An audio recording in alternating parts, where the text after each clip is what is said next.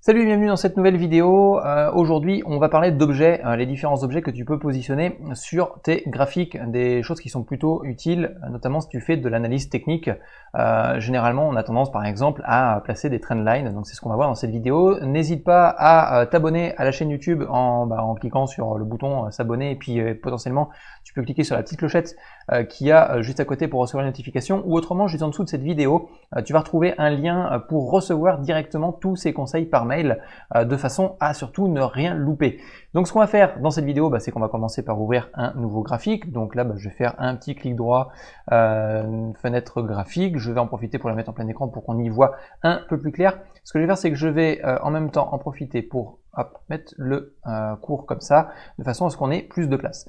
Donc tu vas retrouver en haut de ta plateforme de trading, notamment à cet endroit-là où tu vois ma souris passer, où ça a écrit des choses dans tous les sens, là, tu vas retrouver plusieurs objets différents, notamment des objets, donc des barres verticales et horizontales, qui vont te permettre, notamment par exemple, si tu veux faire une analyse sur plusieurs unités de temps, c'est très souvent pratique, moi je l'utilise de cette façon-là, c'est-à-dire que tu vas pouvoir placer, bim, un trait à cet endroit-là, et te dire, tiens, je vais placer un autre trait à cet endroit-là.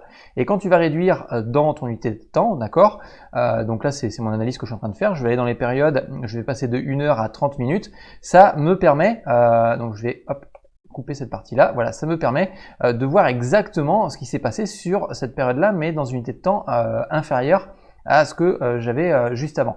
Donc voilà comment est-ce que moi j'utilise en fin de compte ces différentes barres verticales qui, à première vue, on pourrait se dire que c'est pas forcément très utile. Donc je vais les supprimer. Je vais retourner sur une unité de temps un peu plus grande. Donc on va passer sur une période en H1. Voilà, c'est parti. Je vais remettre bien correctement mon graphique et réduire. Voilà. Ensuite, tu as d'autres objets, notamment tout ce qui est ligne horizontale. Donc là, pour le coup, ça va surtout être utilisé pour faire des analyses graphiques sur les supports et résistances. Notamment ici, alors attends, si j'arrive à la choper, toc, voilà. Notamment ici, voilà, je vais avoir une résistance à cet endroit-là, ce qui me permet, en remontant un petit peu le temps, puis en réduisant justement mon analyse, de voir où est-ce que dans le passé il y a pu y avoir une autre résistance. Donc on voit qu'il y a une forte résistance, d'ailleurs celle-ci serait plus, tu vois, c'est pas forcément très... Elle se situe au niveau du prix, donc c'est le prix 1.1496, donc pour le coup, il y a une résistance à ce niveau-là. Ça reste subjectif en fonction de l'analyse de chacun. Donc là, hop, je vais retourner vers le début, pof, voilà.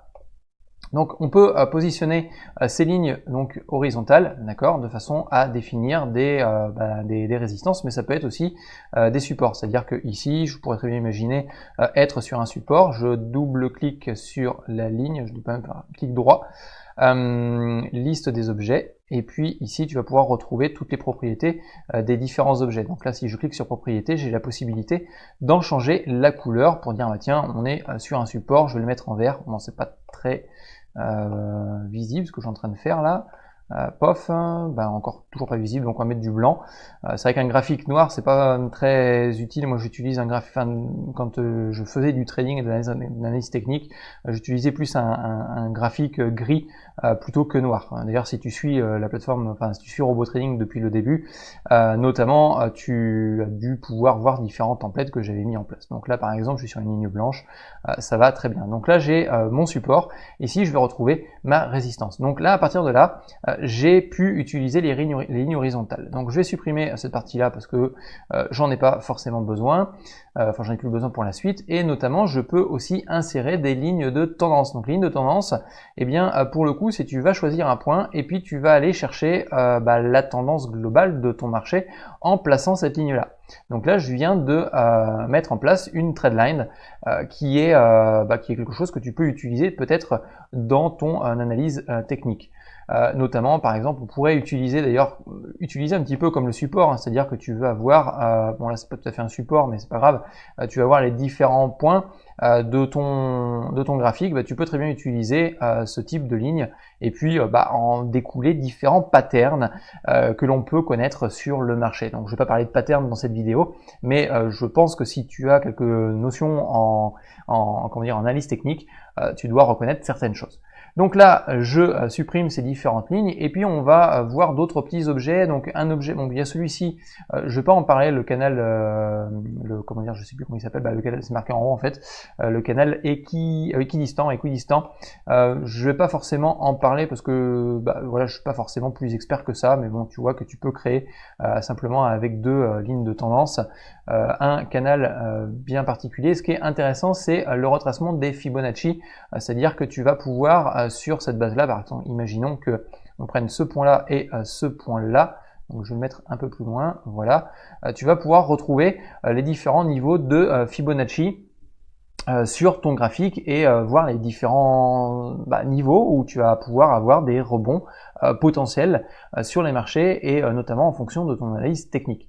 Donc voilà un petit peu ce que tu peux retrouver comme graphique. Il y a un dernier point en fin de compte ici que tu vas pouvoir retrouver, c'est les différentes petites icônes que tu peux mettre en place sur tes graphiques. Alors ça peut être intéressant, notamment si tu utilises ton graphique. Il y a une petite méthode en fin de compte que j'avais mis en place il y a une époque, je t'en parlerai peut-être un peu plus tard, c'est d'utiliser tes graphiques un petit peu comme un journal de trading. Et là, par exemple, boum, tu peux dire ici j'ai l'intention de prendre une position donc à l'achat. Et puis indirectement ici je peux m'amuser à dire tiens, je vais prendre une position à la vente. Bon, là c'est le cas vraiment idéal, hein, d'accord. On imagine bien qu'on va pas taper la vente de nos positions pile poil sur le point le plus haut du graphique, mais l'idée c'est ça, c'est-à-dire que de te dire tiens, à cet endroit-là je pourrais très bien imaginer prochainement, si j'avais pas de visibilité sur le graphique, d'accord, ici je pourrais très bien imaginer commencer à prendre une position à la vente. Donc voilà comment est-ce que tu peux utiliser les objets. Donc tu fais sup quand alors il y a une petite chose, tu vois, ici la flèche n'est pas n'est pas sélectionnée. Si je fais sup, ça ne fonctionnera pas, d'accord. Il faut que tu double-cliques sur ton objet et que tu fasses sup après pour supprimer cet objet là. Donc voilà ce que j'avais à te montrer sur tout simplement les objets à positionner sur le graphique, et on se retrouve dans une prochaine vidéo. Si tu l'as aimé, n'hésite pas encore une fois à la liker ou à t'abonner par mail pour recevoir les différents tutos que je pourrais t'envoyer par la suite. Sur ce, je te dis à plus tard. Ciao, bye.